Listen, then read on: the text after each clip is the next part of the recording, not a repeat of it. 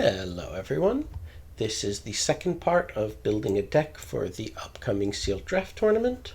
This time I'm going to take a look at things from a Minion side. If you remember from the previous video, the hero deck I thought had a lot of card point scoring potential, but not enough in the way of support cards to really make a go of it, or at least to really be a first-rate deck, because just too much risk of characters getting wounded or corrupted by whatever hazards my opponent's throwing. Here I think we have in some ways the opposite. We only have one ally who is not a particularly great one. We have a bunch of factions, but most of them are not great. So we have 1, 2, 3, 4, a quartet of 2-point factions that are kind of clustered around Mordor. We actually have the minions get these things where you have I think there are 4 in total.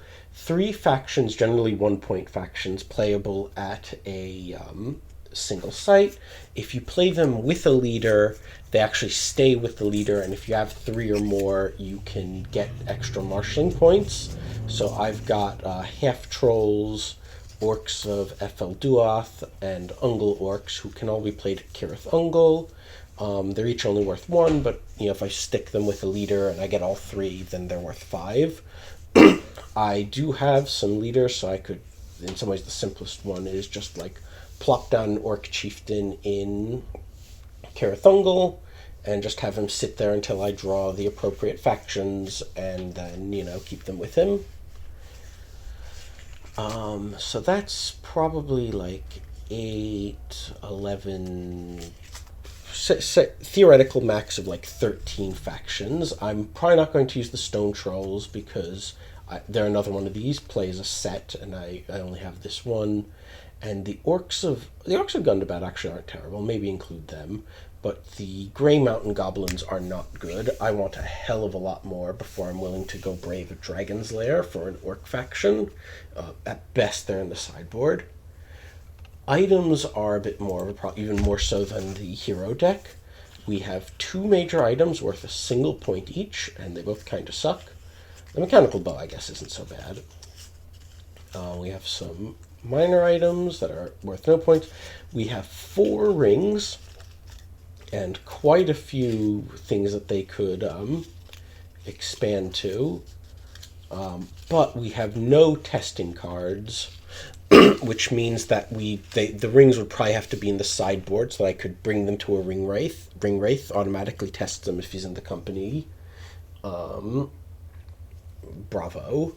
And you don't want to keep, unlike the hero rings, the minion rings are worth 4 corruption points and make you take a corruption check every turn just to hang on to them. So I don't really, I can't even do something where I play the ring, I then start bringing in the tested rings from the sideboard, because these things are too hot to hold. I also have the Palantir of Osgiliath, which is worth 5 points if I can bring it back to Barad-dûr. And I've got a couple of special items. I've got a Vile Fumes and a Liquid Fire, which I could play at any Shadow or Darkhold. They're worth a point each. I've got the Red Book of Westmarch, which if I can go all the way to Bag End and then all the way back to Barad-dûr is worth 5 points, but that's a schlep.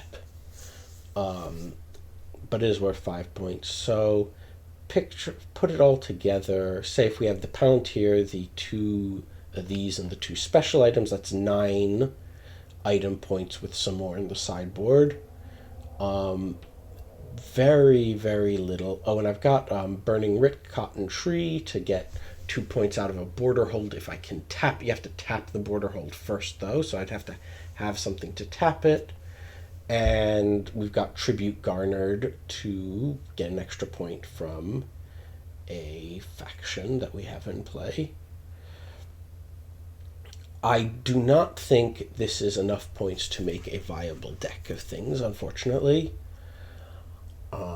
Which is a shame, because we actually have quite a few good supporting cards. I think that the minor items are especially with the faction-heavy load that I've gotten. Blazon of the Eye is great, because just 2 extra DI against factions. Foul-Smelling Paste is just a better version of Healing Herbs. And we have a lot of good support. So Blow Turned is basically a better block. Bold Thrust is an equivalent of Risky Blow. This is an equivalent of Secret Entrance. This is just a great card. This is great. This is a stealth equivalent, which could be good because orcs with Scout count as half a character the same way that hobbits do. And I've got a few Scout orcs, Gorbag, Grishnak, and some of these, one of the half orcs. So like I could build a party with Grishnak following Gorbag and have the Sly Southerner. It doesn't display it here, but he's got a 2 mind. So for 8 mind, I have a 3 character, 2 hazard limit party, which, you know, some stealth can be pretty survivable. Orc Quarrels is the same thing as Dark Quarrels. Steeds is a better version of horses. Under His Blow is basically block, except you don't have to. You don't have to be a warrior. And this is the Minion version of Marvel's Told. Now, it's somewhat unfortunate in that I do not have any sages except for the Ring Wraiths. So it actually, despite how good it is, it would probably be a sideboard card.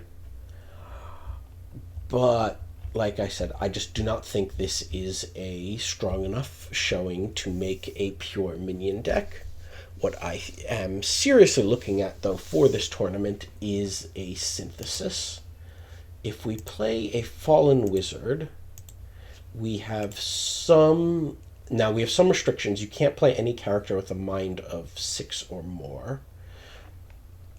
And Fallen Wizards all have, they divide it up somewhat differently, but they all have 27 combined GI and DI as opposed to the 30 that Wizards have, and Ring Wraiths aren't all the same, but usually a bit more, especially since Minion players get an extra 5 general influence that cannot be used to house characters, so you can go right up to the 20, whereas heroes tend to need to leave a buffer against things like Call of Home and Muster Disperses. But Fallen Wizards, you can mix and match your hero and minion cards, and in this situation I think it would work out quite well being able to play minion based support cards with a bunch of our hero based resources. You can only have 2 of something if it's a Fallen Wizard, so I'll just take this out of the deck, but 2 Swords of Gondolin and a Mechanical Bow. We could have the Scroll of Isildur. We could have a bunch of the factions from both sides. But I will be doing a separate video for the Fallen Wizard,